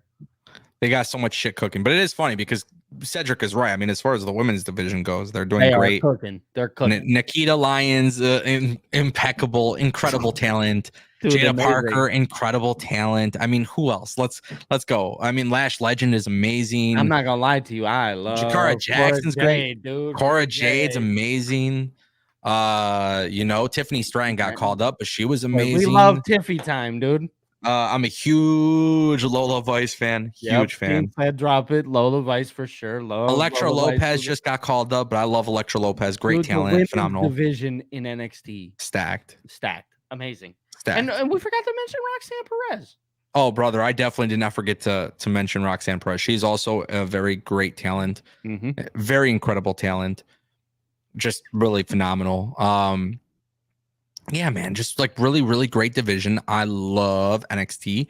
Shawn Michaels recruiting NXT Performance Center. I mean, dude, they're cooking. He's over there eating. They're cooking. They got a lot of great stuff happening there, and most importantly, you're seeing a lot of the things that worked in NXT actually come up to the main roster, which is actually working. So it's cool. Beautiful. A lot of synergies there, which is nice. Every show feels different. I love it. Yeah. I mean, the next thing that they got to do is just bring me into NXT. I'll start wrestling. I thought about it, dude. I'll go wrestle right now. I'm so kidding. I will not. I'm a nerd and I sit on the couch. Bro, I've been working out and shit. I'm like, the other day I was like bench pressing. I was like, dang, you know what, man? Maybe I could be a wrestler. You ever just have those moments? Because I've had them a couple times, especially when I lift over 75 pounds. So I will tell you this, though. Let me say this. People always nobody could sit here and tell me. I don't talk about wrestlers on a personal level because I am not a wrestler. Right. So people ask me oh, you don't care about a match being good or not? No, because I can't fucking wrestle. Right. I could play basketball. So if I say, oh, this person sucks, well, I know how to hoop. So right. Exactly. I can kind of jump into it because I've hooped before. Yeah. I've played soccer, football. Right. I played. So for me, it's I can talk about those things. Right. With wrestling, I've never wrestled. No. I can't tell you what's hard, easy, not whatever. I have never wrestled in my life, aside from backyard wrestling type shit. I've never taken a bump on a real mat.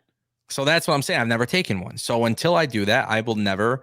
Now if I come in and I'm the fucking greatest wrestler in the world, then yeah, I might be yo, this person sucks. But right, yeah, even that probably not realistic chance of that happening. But I definitely want to take a bump. And now that I've been working out and shit, I'm gonna cut a little bit more weight. I'm trying to take one. Bro, I think it's very possible. Just for shits and giggles, I will. I'm not saying I'll have a match. I'm not saying but I think I would train.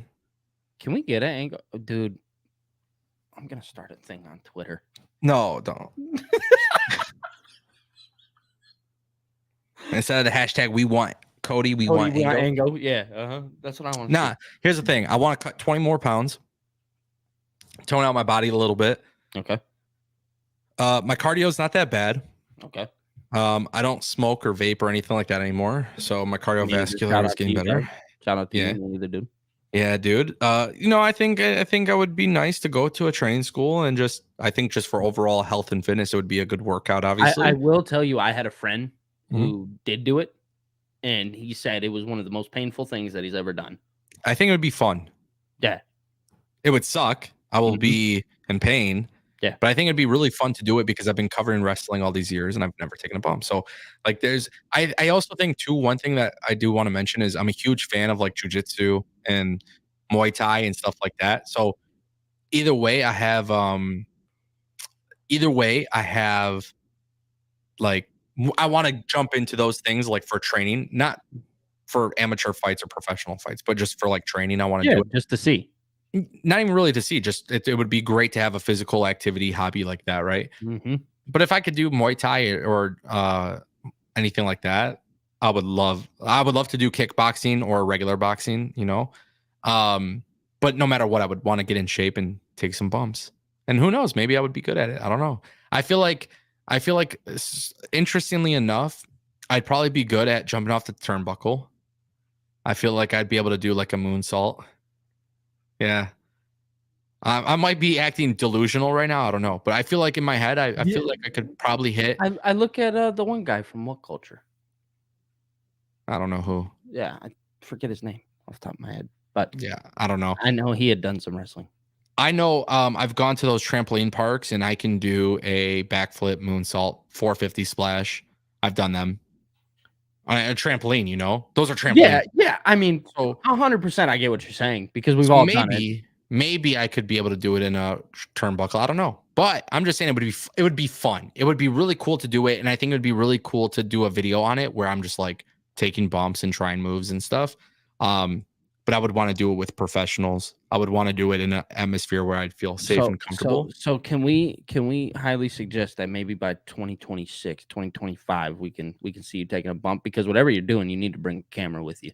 Yeah, I would for sure do that. So here's the thing though, right? If I did that, like I would want people to understand I'm not pursuing a wrestling career. No, absolutely. That's why you make content out of it. It wouldn't even be so much for the content. It would just be like, bro, people don't realize, bro, I was like 7 years old. I have like, my name was TG Styles. I did the whole backyard wrestling thing. TG Styles is crazy. OG TNA. Mine was Billy the Kid, so I get it. Yeah, it was fun, back in the day. But like, it would be cool now that I'm grown up to, before I get married and have kids and stuff, take one bump, Dude, you gotta go do it. I would love, it's like I see the pictures like Karrion Kross will he's doing like jiu-jitsu with like, I think it was like Nakamura, Riddle, Shayna Baszler was there, like they're all training stuff. Yeah. I'm like, the thing is they all have a little bit of experience, not only just pro wrestling, but doing all the other stuff, combat stuff. It's like, for me, it would be a really fun workout that's like painful and grueling, but it would be like worth it. It's like, those are like the fitness hobbies. Like some people just love lifting weights. Like for me, it's more of, hey, I would love nothing more than to just be physically active in that department. Yeah. And maybe make some content out of it. And who knows, maybe I'd be so good where it's like fucking undeniable. I just got to be in NXT. Gotta be. I just got to be in NXT. Dude. I mean, look, dude, if Shawn Michaels is going to hire all of these great talents, I might as well call me, bro. Yeah, dude, this guy, get him a deal. Somebody get this guy a deal. Let me ask you though. What's up? I said TG Styles was my name. Obviously, that's like some kid shit. I was like 7 years old. But like, what do you think WWE? If you were WWE, what would you package me as a wrestler?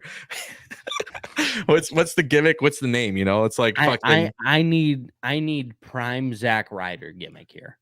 For me? Listen, hear me out. You're crazy, bro. Not the same gimmick. Not the same gimmick, right? Yeah. You do some revamping to it, because obviously we have the YouTuber thing going on, but we need to, like, your Titantron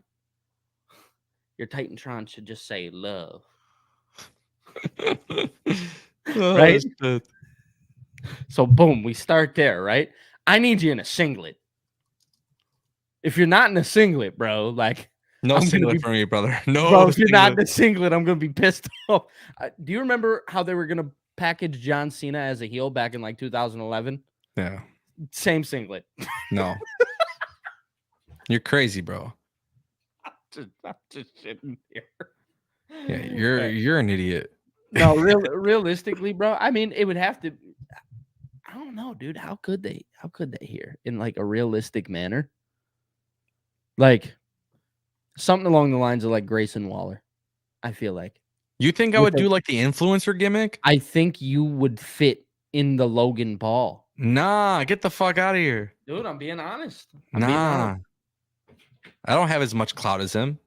No. But you go to WWE, you definitely would. Like, dude, the Grayson Waller effect, apparently that's on the Elimination Chamber. So it is with Cody and Seth. They're going to be cooking with The Rock and Roman, and they're going to make some beautiful shit. They're going to announce a tag team match. It's going to be fantastic. But let's get back on track. Hold on. Yeah. Why do honestly, low key, I would want to do like I want to manage Razar. Said hit it on the I can see you managing Razard. Yeah, I want to pull up in a suit, all black suit, and I want to manage Razar. With the Albanian Psycho. I need you like Men in Black style. You know what I'm saying? Sunglasses, looking serious, maybe with a briefcase. Was it when what was it? Christopher Daniels. Oh my God, what was it?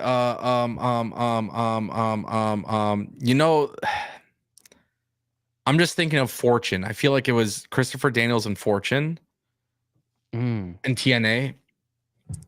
But I just remember he would wear the black sunglasses. Yeah. Like the rectangle ones. Yeah. I forgot what it was. But dude, imagine if you think about the sunglasses that Jey Uso wore tonight. I ain't wearing shit like that. No yeet. I'd for sure be a manager in wrestling. That would actually be fun. I think you'd be a really good manager for sure. Yeah. You could talk yourself through a wall. It'd be fun. Yeah, who would I manage though? Rizard. I think that would be the tag team, dude. I know, but dude, you got fucking Paul Ellering, bro. I'd get buried. Paul, okay. I'm not on Paul Ellering's level. Dude, you'd be a great bad guy. I'm here to tell you. I would never be a bad guy. I'm a good guy. Oh, dude, you're a great guy. I'm a baby face. Babyface Ango. No, dude, I think you play great heel. Yeah, I'm not gonna lie. I would just fuck with people the entire time.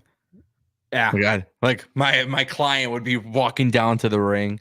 I see a fan right there with a sign, and I would look at it and autograph it. I would get my client to autograph it, take that shit, wipe my ass with it, throw it on the floor, stomp on it. Dude, rip it.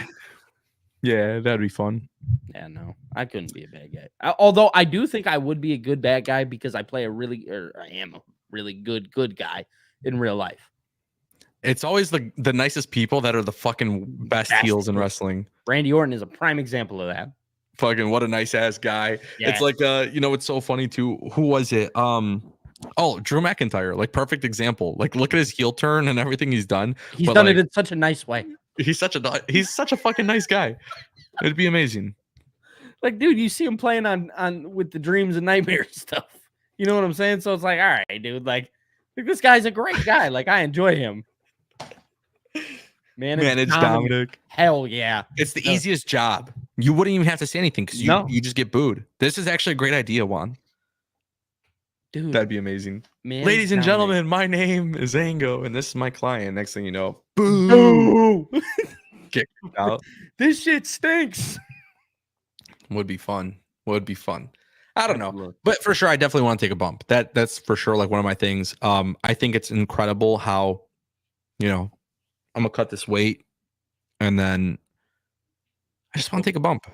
Yeah. I don't know. I always look at wrestling as like it's just great physical activity. You're staying active, moving your body, whatever. Shit hurts. I don't doubt it for 1 second. But I would definitely have to do it though. At least once. If I could work one match in my life, all right, this is how we'll end the stream. Right. If you can work one wrestling match in your life, okay. Like who's your dream opponent? My dream opponent, any era? Do modern era because modern era. Okay. Technically it's still possible. I'm not saying it's likely, but it's still possible. Okay, so modern era. It's not a WWE person. I'm gonna be honest with you. My modern dream opponent is MJF. Really? Yeah, I think MJF because I feel like we could create a story without there being a real story there. I'm gonna be honest with you. MJF for sure. So you're the baby face? Fuck no. I was gonna say. Either way, you're getting booed out of the fucking building. Yeah, exactly. Yeah, no. I told you, I feel like I would play a better heel because I'm a good guy in person. I have a good heart. So I feel like this is the one place where you get to, like, you could be whatever you want to be in pro wrestling. Yeah. So yeah, give me MJF one-on-one. Fucking, will you be my Valentine? My dream match is man,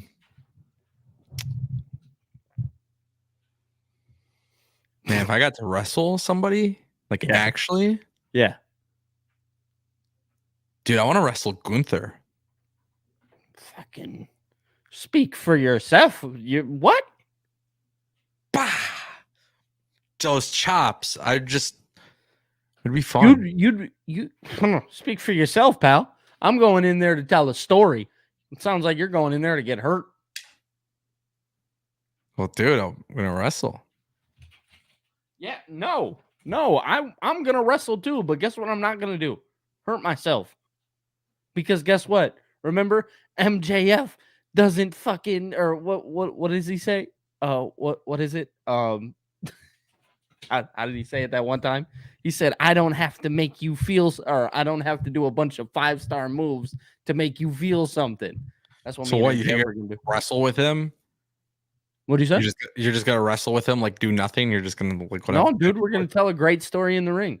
Like I'll give him like a headlock on a 5-star clinic, bro. Yeah, it's gonna be crazy. I'm gonna be shredded. The thing is, I'm gonna look like Miro. I'm gonna buzz my head. My body is like I'm gonna look just like Miro, maybe even more shredded. I'm gonna pull up on Gunther, chop, chop, chop, chop, chop, and then I'm gonna chop him again. He's gonna chop me. After I feel one chop, I'm gonna lay down 1, 2, 3. It's over. Ango loses. It's not a big deal. I wasn't trying to win. I just want to wrestle him. Couple chops. I survived. I get pinned. It's all good. That's how you fantasy book. I'm such a fucking mark. I'm such a fucking mark. No, I do want to wrestle one match though. Fuck the one bump thing. That's dumb. I want to wrestle. So do I, kind of. I'm not gonna lie to you. Nah, low key. I feel like it would actually be fun. I feel like right now I'm not in the position obviously to do it, but it would be cool. It'd be really cool to do a wrestling match. And it would be really really dope to go face to face with a wrestler and like cut a promo on their ass. Yeah. Hell yeah, dude. That would be sweet. Be fun. I don't know. Anyways, we've been just talking about bullshit for like the last 30 minutes. Going. I love it. That's how you got to do it. Juan says you got to let Gunther at least powerbomb you once. No, after the chop, I won't survive. So fuck the powerbomb. Yeah, good luck with that chop. If he wants to do the powerbomb, I'm gonna reverse it into a Hurricanrana.